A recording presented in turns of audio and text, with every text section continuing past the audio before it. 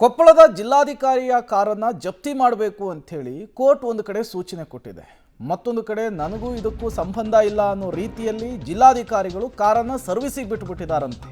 ಭೂ ಒತ್ತುವರಿ ಪ್ರಕರಣದಲ್ಲಿ ಪರಿಹಾರ ನೀಡದ ಪ್ರಕರಣ. ಕೋರ್ಟ್ ಆದೇಶ ಉಲ್ಲಂಘಿಸಿದ ಕೊಪ್ಪಳದ ಡಿಸಿ ನಳಿನ್ ಅತುಲ್. ಕಾರು ಜಪ್ತಿ ಆದೇಶದ ಮಧ್ಯೆ ಕಾರನ್ನೇ ಸರ್ವಿಸಿಗೆ ಬಿಟ್ಟುಬಿಟ್ಟಿದ್ದಾರೆ ಡಿಸಿ ಅತುಲ್. ಹೊಸಪೇಟೆ ಶೋರೂಮ್ನಲ್ಲಿ ಕೊಪ್ಪಳದ ಡಿಸಿ ಕಾರು ಪತ್ತೆಯಾಗಿದೆ. ಈ ಸಮಯದಲ್ಲಿ ಕಾರಿಗೆ ಸರ್ವಿಸ್ನ ಅಗತ್ಯತೆ ಇತ್ತಾ ಅನ್ನೋದು ಪ್ರಶ್ನೆ. ಕೋರ್ಟ್ ಆದೇಶದಿಂದ ತಪ್ಪಿಸಿಕೊಳ್ಳುವಂತಹ ನೆಪಕ್ಕೆ ಈ ಮೂಲಕ ಮುಂದಾದ್ರ ಕೊಪ್ಪಳದ ಮಾನ್ಯ ಜಿಲ್ಲಾಧಿಕಾರಿಗಳು ಅನ್ನುವಂತಹ ಅನುಮಾನ. ಈ ಡಿ ಸಿಗಳೇ ಈ ರೀತಿ ಮಾಡಿಬಿಟ್ರೆ ಜನಸಾಮಾನ್ಯರಿಗೆ ಇವರು ಕಾನೂನಿನ ಬಗ್ಗೆ ಅರಿವನ್ನು ಏನು ಮೂಡಿಸ್ತಾರೆ, ಕಾನೂನನ್ನು ಪಾಲಿಸಿ ಅಂಥೇಳಿ ಯಾವ ಮುಖ ಇಟ್ಕೊಂಡು ಕೇಳ್ತಾರೆ ಗೊತ್ತಿಲ್ಲ.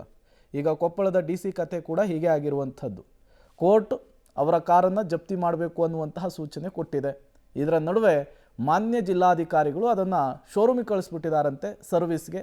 ಸರ್ವಿಸ್ ನೆಪದಲ್ಲಿ ಕಾರು ಜಪ್ತಿಯನ್ನು ತಡೆಯುವಂತಹ ಪ್ರಕ್ರಿಯೆನ ಇದು ಅನ್ನುವಂತಹ ಅನುಮಾನ.